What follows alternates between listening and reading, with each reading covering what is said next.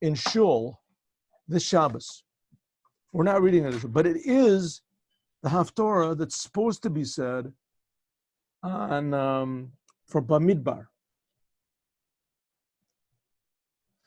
We pretty much went through Bamidbar in these classes, how they counted all the Jews, and then they counted how many Jews are in each one of the tribes, and then they counted the number of people in each one of the families of Levi, Gershon, Kahas, and Merari, and then it enumerated what their jobs were. The Gershon, he carried the curtains and things like that, and Kahat carried all the kalim, including the vessels, including the ark, and Merari, he carried the boards, things like that, and they put them in the wagons. Okay, so, but now I would like to do this Haftorah, if you don't mind. If you could show the Haftorah up there, and again, or you can find it. There's a Haftorah is Hosea Beit. Hosea Beit. It's a nice commentary here. It's Shai Lamora. In general, this fellow that he wrote this Shai Lamora, this Pirush Shai Mora, what's his name? Weintraub or something? Vine something? He did a very good job. Weinfeld. Shmuel Weinfeld. Shai Lamora. All right. Is everyone ready? Here's the prophet. Now this prophecy is the prophecy of Hosea. It's pretty shocking, actually. Hosea was around, like somewhere around the middle, after the middle of the first temple. Hosea. And if you read a little bit of a history of what happened in the first temple, the whole thing was just, totally very difficult to believe. The history of the Jewish people.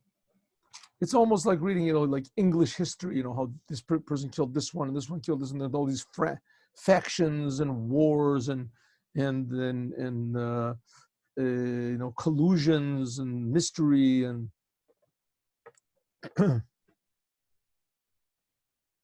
so here we got Hosea.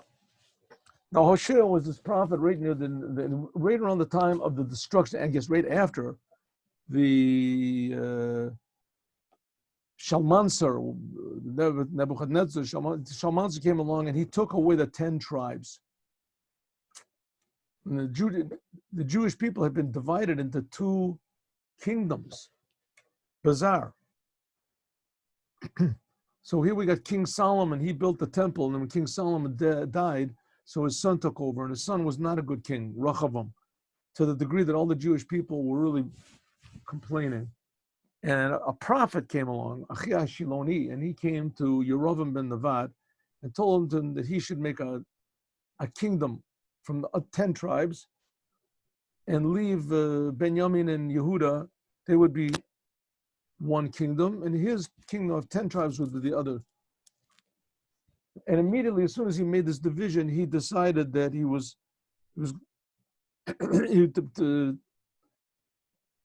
didn't want the people in his kingdom to go down to the Holy Temple. So he made a big guard, he put guards on the borders, and he made 2 golden calves, and everybody worshiped these golden calves. It's just pretty astounding because everybody read in the Chumash that God didn't want golden calves, but nevertheless they all did. It says there was a tremendous avodah zorah, a tremendous yetzer hora for avodah zorah, for idolatry, because Jews really like idolatry. So comes along Hosea, and Hosea, he really lets the Jewish people have it. He really just speaks to them very sharply. And God says to him, okay, now maybe you should experience a little bit of this. So he tells him to get married to a prostitute, Hosea, and to have children. And of course, she's the type of woman that she's not what we call a family-oriented person. So he always has to worry about her. And so God is sort of saying to him, Now you sort of can feel what's going on, what's happening with me. All right, so let's see. Maybe I'll even read the prophecy of Hosea from the beginning. I'll just read it in English, and then we'll get up to our point where it's in. So it says the word. I'll read it in English, up to where we're up to, base until the second. Here's the first chapter. The words of Hashem that came to Hosea the son of Beri in the days of Uzziah, King Uzziah, Yotam, Achaz, Chezkiah, the kings of Yehuda, and Yoash, the king of Israel. And he said like this, because the kings were changing all the time. They were killing each other. God said, go and take yourself a wife from harlotry and beget women, and beget children, have children from harlotry. Because the land is totally straying away from serving Hashem. So he went and he took this lady called Gomer. She was the daughter of, anyway, she gave birth to a son and said, call him Yazriel. Because I'm going to take I'll take vengeance on them. You have to read the history over there. There was with Yehu, who was one king. She had another daughter. She had a daughter and said, call her Lo Ruchama, because I'm not going to have any more pity on the Jewish people. Lo Ruchama. And she gave birth to, then she had another son and it said, call this son Lo Ami, not my people, because you're not my people anymore. You're not my people and I won't be yours. Okay, and here we go. And even though this is true, the number of the Jewish people will be like Hashem says he's really mad at the Jewish people. They're not his people anymore. And he says, but nevertheless, what can I do? I love you. I love the Jewish people. Just like he took this lady. So, she wasn't faithful. So, but what can I do? It's my wife. God said, the number of the Jewish people is going to be like the sand on the sea. Grains of sand on the sea. Asher lo yimad, that you can't measure, but and you can't count it. Instead of saying you are not my people, Yeomar b'nei El Chai, that you are the sons of the living God, the God that gives life to everybody.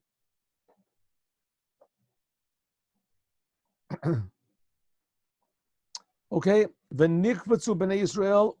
Bnei Yehuda, Bnei Israel, that will join Bnei Yehuda. Yehuda is the southern part of the kingdom, and Bnei Yisrael, Yisrael is the 10 tribes. Now, the 10 tribes had already been exiled over here. The 10 tribes had already been exiled. They came down, whatever it is, what is it? It said there came, anyway, the king that actually did it was called Shalmansar, but the one that eventually took everybody away, confused the whole world. It says, not Nebuchadnezzar. Why did it slip my mind? It's even there's even a Mishnah brings it up. Bnei Yisrael, it says Bnei, the children of Yehuda and the children of Jews. Listen, you have to understand that the break between these two countries was like, in the whatever it is, the 60th, 70th year or something of the temple. So from the temple stood for the first temple stood for 410 years. So about 60 years into that, 70 years into, as soon as King Solomon died, and they made the break, all of the people that were the 10 tribes, they never went to the Holy Temple. The Holy Temple was there, and they didn't go. Hundreds of years. Incredible. And God said, nevertheless, I forgive you all. I forgive the whole business. They'll be together. They'll rejoin together. Yehuda and Yisrael will join together. Samol and Rosh Echad, and they will have one head. They will have one head. Now let's look at this explanation here. We have this. Here we go. Let me look on the screen, because you're reading. The text is the same, but I have a different commentary than you do. Let's see what's going on over here. Oh, here, let me just move these pictures. Excuse me. Yeah. Let's see, where is this? He doesn't say it. He doesn't say it. Okay. Here he says better. This explanation says better. It says they'll be under one head. Who is this one head going to be? Melech HaMashiach. God says, I'm going to send the Mashiach, and this Mashiach is going to join them, all the Jewish people together.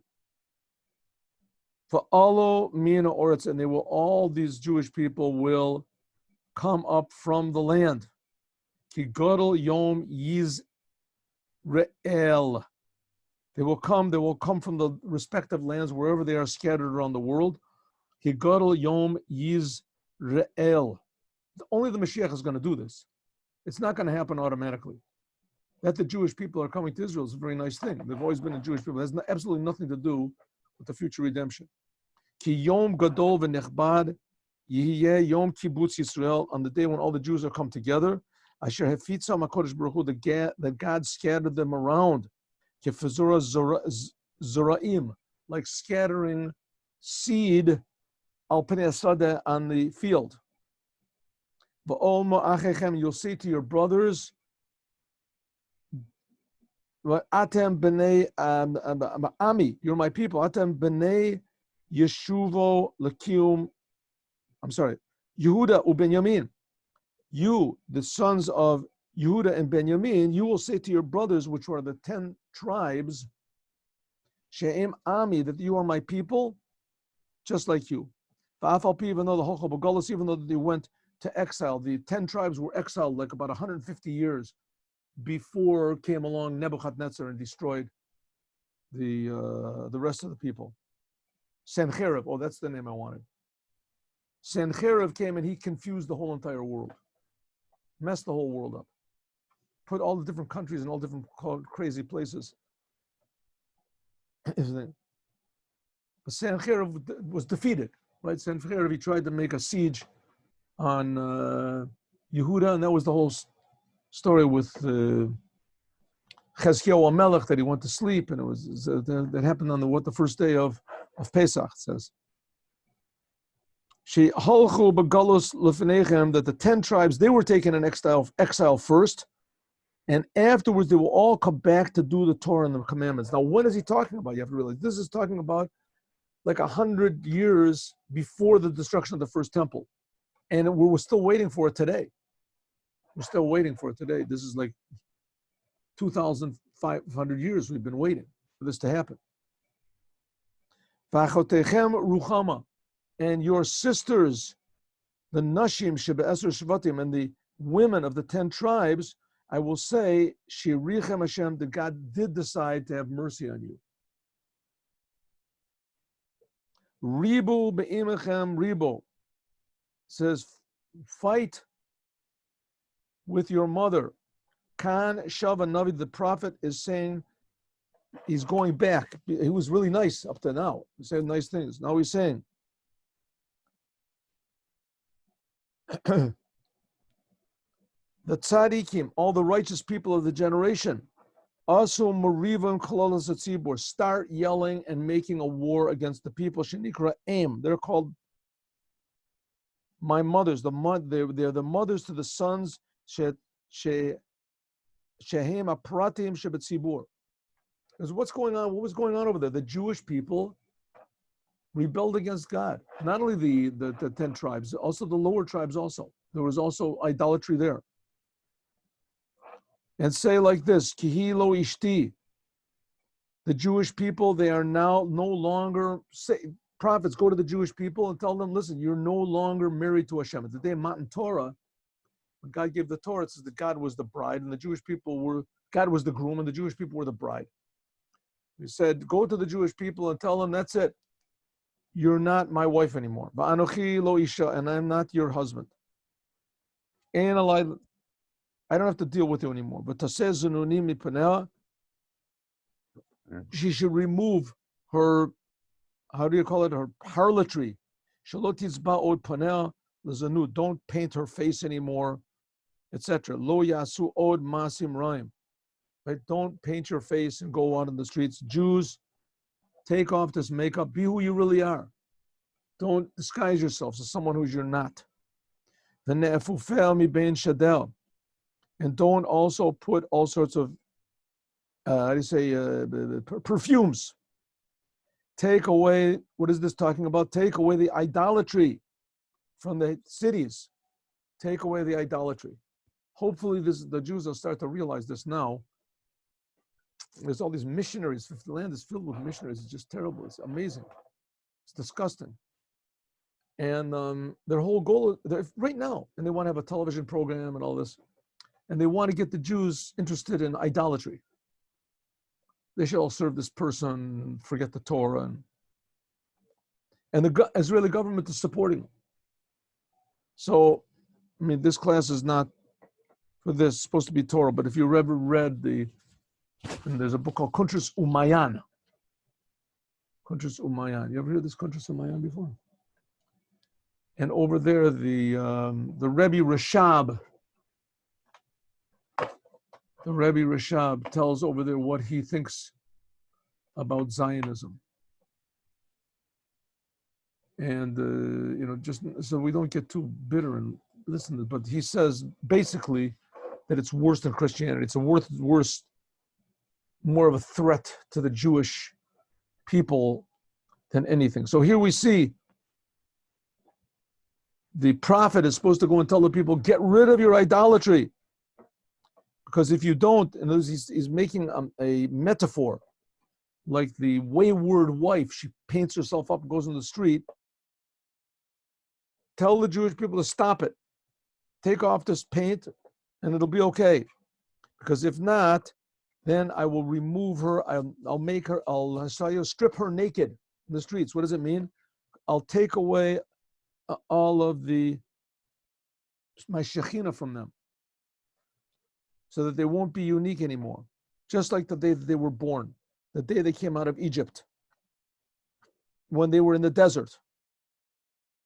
And that's going to be the connection between this week's portion and this Haftorah. It says that I will put her into the desert, into a wasteland, and her children, namely all the individuals of the Jewish people, I'll tell them I don't want everything to do with them. Why? Because you are the sons of harlotry. Your mother was unfaithful to me, etc.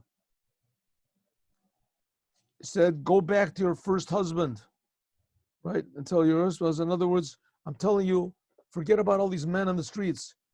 Go back to your first husband. In other words, to Hashem. Hashem was the one who took them out of Egypt. As soon as they got out, they felt they were free. They could do whatever they wanted. Now, it's pretty shocking, really, if you think about it. Here the Jewish people are in the land of Israel, and they have everything they want, and they have the Holy Temple.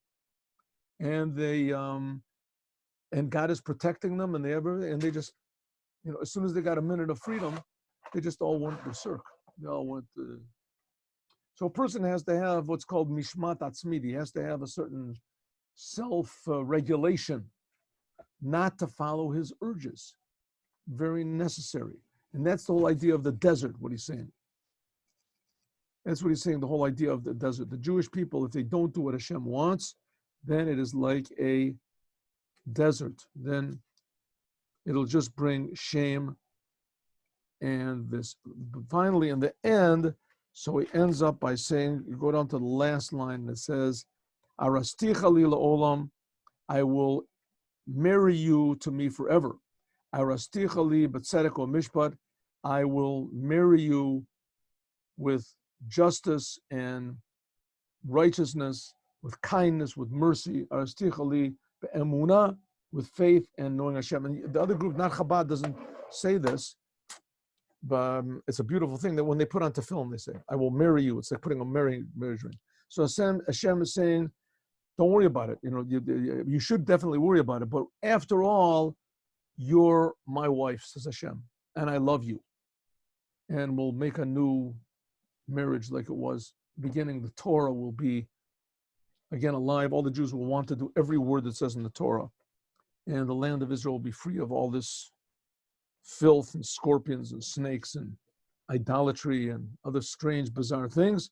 That is the prophet Hosea promising us that it's going to be really Good. So you can look at it yourself. You can look at the English this. Well, we're not saying this Shabbos. What we are saying is this Machar Shabbos, which was the interaction between King David, and Yonatan. King David and Yonatan. Yonatan was the son of King Saul. Tragic story. The King Saul was the king of Israel, and he made some small mistake, but God expects perfection, 100% from Jewish kings. And made a small mistake, King Saul, and God said, that's it, I'm taking him off the throne, I'm going to pick David. And Yonatan, King Saul's son, he saw King David and they became best soul friends to the point where he was willing to die for David. And that's what the Haftorah that we read about. Machar Chodesh, tomorrow is the Chodesh, the meal of the Chodesh, Vivkarti, and King Saul is saying, where is David? Why didn't he come to my Rosh Chodesh meal? And he got all mad, and etc. So that's the idea of the Chodesh. Why the meaning behind that? We'll talk about that, God willing, tomorrow.